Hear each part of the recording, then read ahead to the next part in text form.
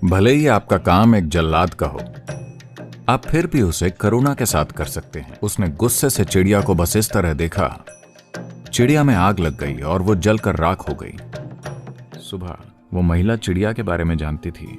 मेरे आने से पहले ही आप मेरे बारे में जानते हैं, ये कैसे हुआ? मैं बस किसी चीज का ध्यान पूरी भागीदारी के साथ रखना सीखो। कोई चीज, कोई फर्क नहीं पड़ता कि वो क्या है।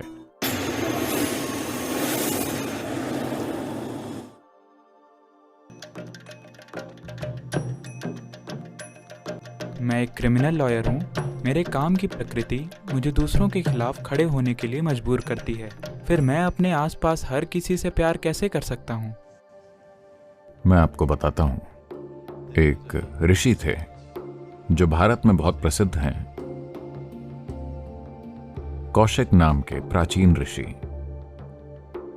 जब कौशिक प्रसिद्ध नहीं हुए थे, एक युवा सन्यासी, उन्होंने नदी में डुबकी लगाई और एक पेड़ के नीचे सुबह की साधना के लिए चेहरा थोड़ा सा ऊपर की ओर उठाकर बैठ गए। एक चिड़िया पेड़ पर बैठी थी। वो अपनी ही चीजें करती है, तो ये उसकी गलती नहीं है, गुरुत्वाकर्षण होता है। और वो आकर सीधे उनके चेहरे पर गिरी। ऊपर की ओर उठा चेहरा, ये पेड़ के नीचे बैठने का जोखिम भरा तरीका है। तो वो बहुत गुस्सा हो गए। अभी अभी उन्होंने नदी में डुबकी लगाई और वो ध्यान करने की कोशिश कर रहे हैं और इस चिड़िया ने उनके चेहरे पर गंदगी गिरा दी। उन्होंने गुस्से में चिड़िया को बस इस तरह देखा, चिड़िया में आग लग गई और वो जलकर राख हो गई। तो उन्हें बहुत अच्छा लगा। ठीक है, ये बढ़िया है, ये काम कर रहा है। फिर उन्होंने अपनी साधना और बाकी चीजें पूरी की और दिन के भोजन के लिए, क्योंकि आध्यात्मिक मार्ग पर चलने वाले लोग अपनी जीविका नहीं कमाते, वो भिक्षा मांगकर खाना खाते हैं। तो वो गए, तो वो शहर गए, एक घर के सामने खड़े हुए और बोले, भिक्षाम देही।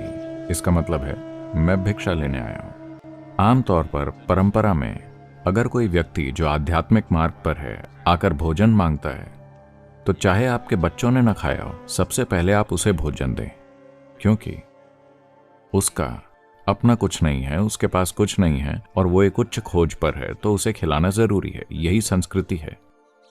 तो वो बोले, भिक्षाम देही। अंदर से एक महिला की आवाज आई, मैं आ रही हूं, कृपया प्रतीक्षा कीजिए। उन्होंने आवाज ऊंची की और कहा, भिक्षाम देही। क्योंकि आज सुबह ही चिड़िया को उसने उनके आध्यात्मिक प्रक्रिया को थोड़ी हवा दे दी है। वो बोली, कृपया रुकिए, मैं आ रही हूं। उन्होंने आवाज और ऊंची कर दी, भिक्षाम देही। वो चिल्लाए। वो बोली, कृपया कुछ मिनट रुकिए, मैं आ रही हूं। मगर वो चिल्लाते रहे। फिर वो महिला आई और वो चिल्लाए, तुम्हारी हिम्मत कैसे हुई मुझे इस तरह इंतजार करवाने की? मैं एक सन्यासी हूं, तुम मुझसे इस तरह इंतजार कैसे करवा सकती हो? और वो उसको घूरने लगे। वो बोली, मुझे घूरिए मत, मैं कोई छोटी चिड़िया नहीं हूं। तो तब वो, क्योंकि वो घटना आज सुबह ही हुई थी, ये अभी अखबारों में नहीं छपा है और उन दिनों कोई ट्वीट भी नहीं कर सकता था चिड़ियों के अलावा, और वो चिड़िया मर चुकी है। तो वो बोले, तुम कैसे जानती हो? वो बोली, कोई फर्क नहीं पड़ता, मुझे घूरिए मत। मैं अपने पति को भोजन करा रही थी जो देख नहीं सकते। मैं उन्हें खाना खिला रही थी, इसलिए मैंने आपको रुकने को कहा। आपको किस चीज की जल्दी है? मैंने कहा कि मैं आ रही हूं। वो बोले, लेकिन आपको कैसे पता चला? वो बोली, उससे फर्क नहीं पड़ता।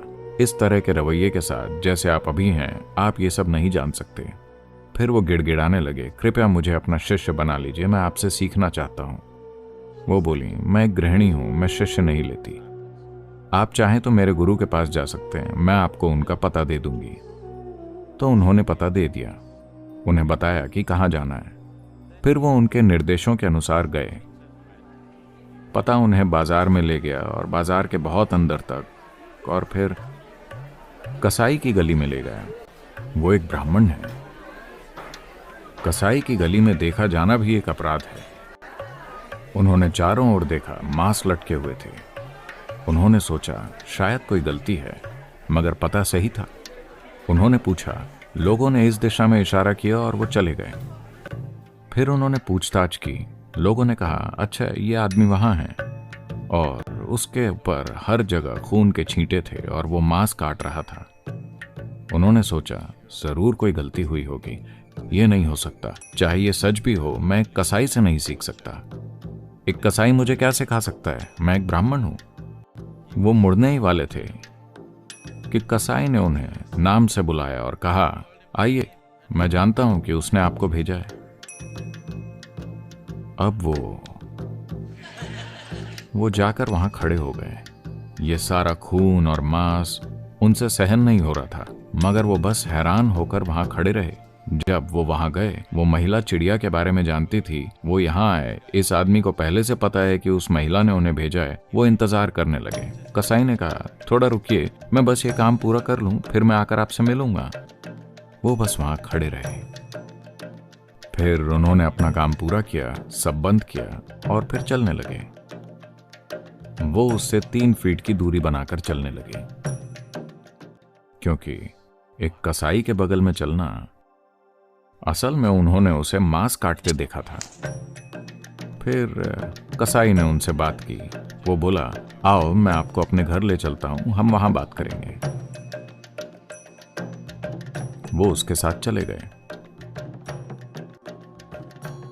उसने उन्हें बैठाया और अंदर गया। स्नान किया, कपड़े बदले और आकर कहा, मुझे थोड़ा समय दो। मेरे माता पिता बीमार हैं, मुझे उनकी सेवा करनी है। मुझे पहले उनका ध्यान रखना होगा। तो वो अंदर गया और अपने बुजुर्ग माता पिता की देखभाल की और फिर वापस आकर बैठ गया। फिर उन्होंने पूछा, मैं जानना चाहता हूं कि आप जो जानते हैं उसे कैसे जाना जाता है। सुबह वो महिला चिड़िया के बारे में जानती थी।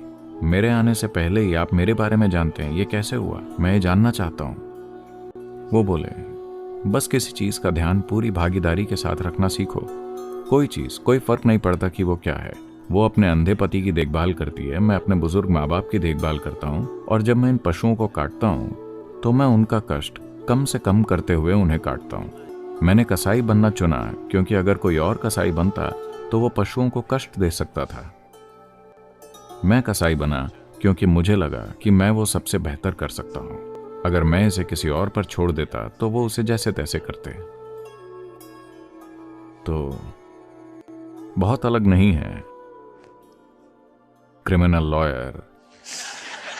इसे करुणा के साथ कीजिए। परेशानी क्या है? आप वकील का काम कर सकते हैं, आप कोई दूसरा काम कर सकते हैं, कोई फर्क नहीं पड़ता। तमाम चीजें जो दुनिया में करने की जरूरत है, आपको उसे करना है। मगर मूल रूप से अगर आप देखते हैं कि मैं सिर्फ जीवन हूं, जीवन बाकी हर चीज के साथ स्पंदित होगा। प्यार कोई नीति नहीं है, ये एक अनुभव है। आप उसे एक नीति बनाने की कोशिश कर रहे हैं। नीति के तौर पर यह काफी मूर्खतापूर्ण नीति है। सच में अगर आप चारों ओर देखते हैं और हर चीज के साथ एक महसूस करते हैं तो यह बहुत अच्छा एहसास है। आपका खुद को कहना, मैं तुम हूं, तुम मैं हो, तुम मैं हो, मैं तुम हूं, ये एकदम अलग बकवास की तरफ ले जाता है। किसी को पसंद मत कीजिए, किसी को नापसंद मत कीजिए, बस उनके साथ रहिए। जैसे आप पेड़ों और बादलों और पहाड़ों और बाकी हर चीज के साथ हो सकते हैं। मान लीजिए आप कहते हैं कि मैं अपने बच्चों से प्यार करता हूं। आप क्या करते हैं? आप वो करते हैं जिसकी जरूरत है। आया ना?